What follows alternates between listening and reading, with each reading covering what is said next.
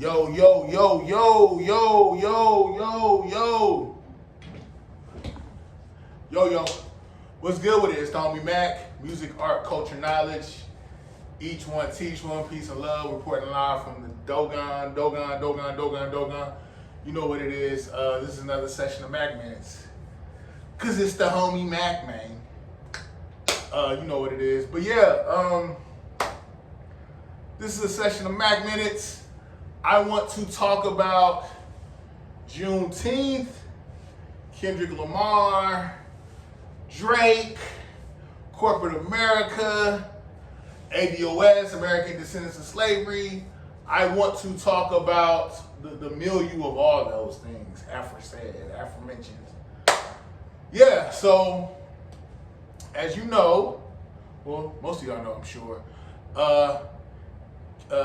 Kendrick Lamar and his friends had to pop out with his friends. I can't remember the exact name. I think it was Kendrick Lamar pops out with his friends, something like that. Kenny and friends pop out, something. They had a show in the Forum in Inglewood, California. It was dope. The energy was good. The show came out. Well, the actual show was performed on June 19th. Juneteenth. Juneteenth is actually what? It became a holiday in Texas in 1980. It became a national holiday June 17th, 2021. Interestingly enough, around that time, there was a lot of push. There's always been a push for reparations, but there's even a larger push. There's a more of a voice, more black people, specifically ADOS, voicing the need for reparations and policy to the benefit of black people, specifically black Americans, ADOS, and they gave us a holiday.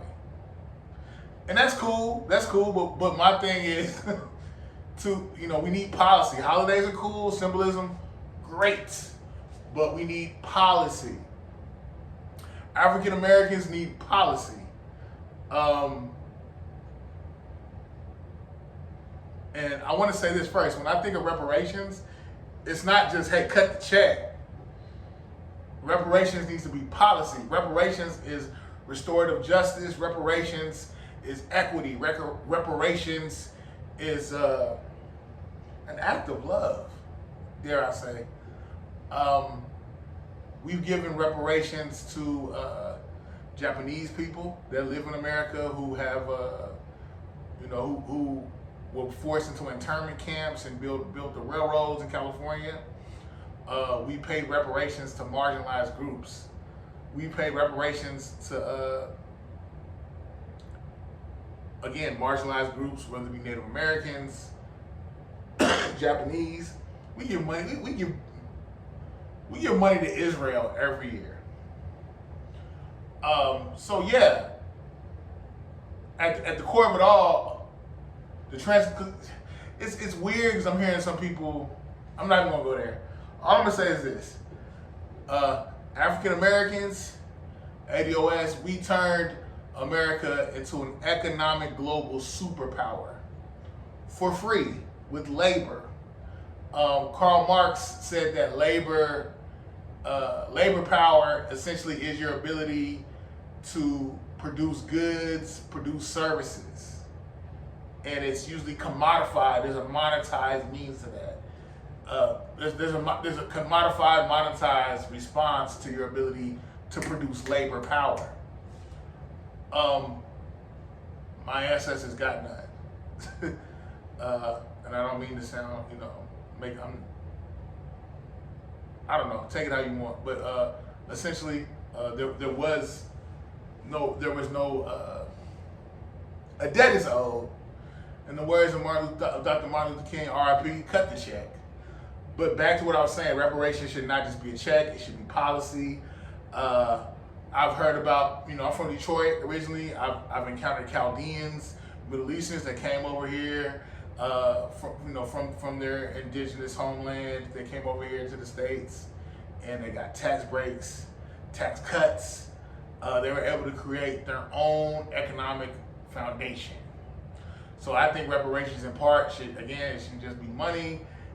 Should be money, don't get it twisted, but it also should be financial literacy classes where we have to understand how money works, giving a context for just the ebb and flow of money and how it works, the functionality of money. That's one thing. Should be money as well. But I know it's been calculated. I don't know a dollar amount that each descendant of American slavery should get. I don't know that. The specific amount. But what I'm saying is the reparations should serve as a leg up through policy, finances, and I also think if you want to go to college, you should go to any college for free. If I want to go to Yale, if I want to go to Harvard, wherever, I should be able to go to college for free upon my admittance. What else? I also think that if I want to go to trade school, if I want to start a business, I should get loans. Not even loans. I should be given money, not loans. The bill should be fitted. Again, reparations is restorative justice. It is equity personified. So yeah, Juneteenth. What I say? It became a national holiday June 17, 2021. Became a state holiday in Texas in 1980. What else? Now I gotta go through my notes. Shout out to my big sister. She told me to start referencing notes. Some other people have too, but she really hit me in the heart with it. Yeah, so June 19th, 1865 is when U.S. Army Major General, let me slow down. I'm in my feelings right now, but I'm gonna get through this. June 19th, 1865 is when U.S. Army Major General Gordon Granger announced General Order Number 3 in Galveston, Texas, when more than 250,000 enslaved people were finally free.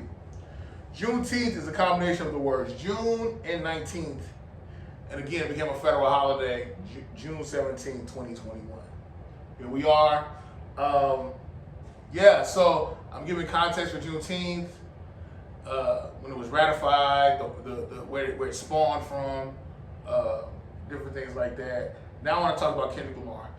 Kendrick Lamar has been going back and forth with Drake for some time now. I mean, I guess it all came to a head within the past 2 months. But as far as just the jabs, the jabs have been going back for a little under a decade, maybe even more, a little under a decade. But yeah, the thing that I loved was the fact that you had, when I looked on that stage, I saw people from Pasadena, Different Lane Bloods. I saw people from Westside Piru. I saw people from Campanella Park Piru. I saw people from Five Deuce Hoover. I saw Crips, Bloods. I had to name the sets just to be specific. But no, black unity is a beautiful thing. One of the most spiritual things you will ever witness in your life. Look me in my eyes. One of the most spiritual things you will ever witness in your life are black men that genuinely love and care about one another. You know, not on a romantic stuff, but just there's a general care for your well-being. Black men that encounter each other that genuinely have a care for one another's well-being, and there's a high level of respect for one another. When they greet each other in public, that is one of the most spiritual things you could ever witness. Trust me. Let me say that again. Black men that are genuinely concerned about the well-being and the quality of life of one another, rocking with each other out in public, embracing one another, that is one of the most spiritual things you will ever see. Okay? So I want to say that I salute to Kendrick for that. I think it's dope. I think it's good for the optics. I think it's good for the culture. When I say the culture, I'm talking about the culture specifically of African Americans. Now, I want to say this. Symbolism is great. It's a form of, I would even say, psychological warfare. It is what it is. But we have to go beyond the symbolism, and there needs to be tangibles. And by tangibles, meaning that we create, By tangibles, meaning we create a political reality that serves us, whether it be in wealth building, institutions, economics, something that serves to the benefit of black people. If I'm hungry and I walk into a store, no, I'm not gonna say that. If I'm hungry and I tell you I'm hungry, my appetite is not gonna be satiated if you show me a picture of a hamburger and throw a bunch of fireworks in the air, fireworks shoot off, confetti is in the air, and you say food. That looks good for my optics psychologically, but at the end of the day, I need food. I need sustenance. So my thing is, symbolism is cool, but we need tangibles. I can't eat, I can't eat a demonstration. I need tangibles, things that benefit my socio-economic and political well-being. Everything is political. But yeah, what am I getting at? Ultimately, I respect Kendrick for what he did. It kind of reminded me of the same gang that they shot in the Nickerson Gardens when MC Hammer, NWA, or Eazy-E specifically, got him on my shirt. Shout out to Eazy. Shout out to the whole Compton. But yeah, those symbolisms, those are good for optics. But my thing is, at the end of the day, we need to create institutions, things that serve us as Black Americans, African Americans. But yeah, my thing is, you hear people chant, "They not like us. They not like us." And when I saw the whole thing between Drake and Kendrick, I saluted Kendrick because I felt like he basically was saying, especially on Not Like Us, yo, Drake is a culture vulture. Drake is I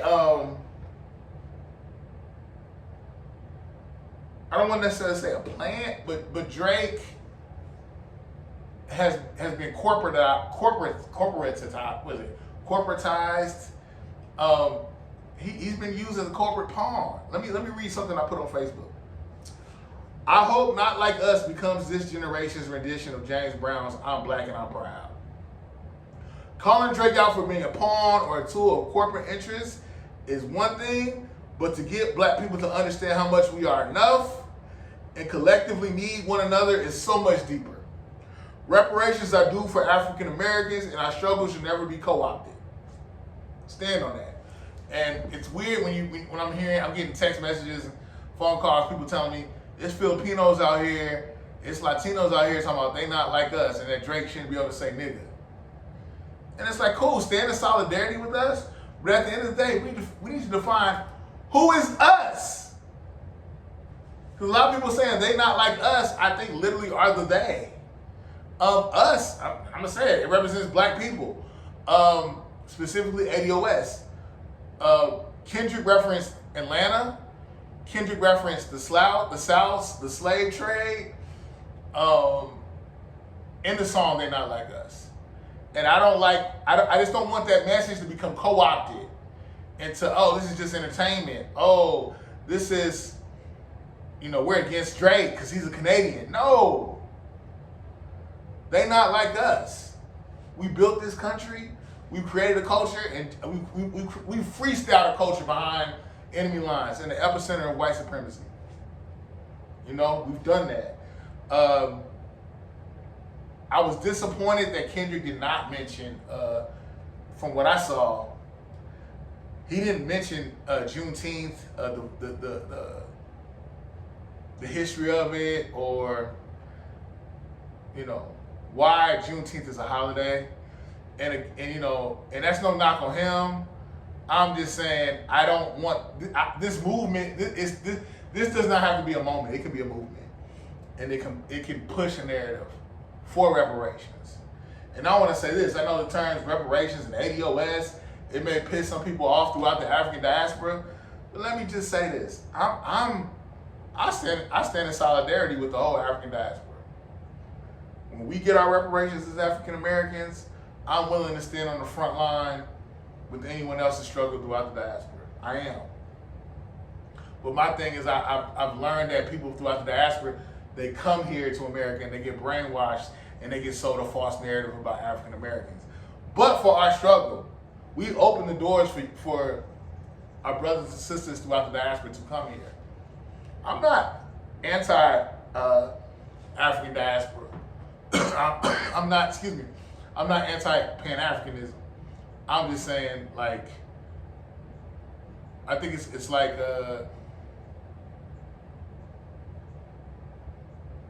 Booker T. Washington said, we can be separate as five fingers on all things social, but united as a fist towards anything that's centered towards common collective progress. That's how I feel about the diaspora. Yes, we have our own unique cultures, but there are things that impact all of us monolithically. So in the sense of that, we need to connect and unite. And I'm with that. That's what I'm pushing. It's not ADOS and F for everybody else throughout the diaspora. I don't feel that way. But yeah, I think this whole Kendrick and Drake thing has elucidated a narrative, specifically about how black culture gets co-opted, and how essentially Drake has embodied the narrative or the nature of a colonizer. You know, I haven't seen the Not Like Us video, and maybe they'll do the Not Like Us. They shot the Not Like Us video in Compton. I saw some things on IG, Compton Courthouse, they're in the Nickerson Gardens. Shout out to TDE. See? Shout out to TDE, shout out to PG Lang, all of them. And I hope that maybe in the video they talk about Juneteenth. But yeah, I'm just about the politics of it all. I'm about political education, understanding the nature of politics, understanding that politics yields to economics, but you need institutions to further economics and culture. But yeah, this is not a diss. This is not a diss. I just want a lot of my brothers and sisters to see the bigger picture. We need each other. We need to build with one another. We don't need to pimp our struggle out wholesale to anyone. Excuse me. We need each other. We need to push a narrative that monolithically serves us. Whether you're in whether you're in South Africa, whether you're in Egypt, whether you're in Brazil, South America, Mexico, if you're black, like, we are one. Africa was born in us. I don't negate that, but we have been politicized against one another. And my thing is, we need to step out of that indoctrination and that narrative. We need to support each other wherever we may stand. Okay, so this ain't hate speech. Because I think ADOS gets a bad rap, and I get pissed off because people say, ADOS, African Americans, y'all ain't got no culture, y'all don't build with one another. We have a whole movement.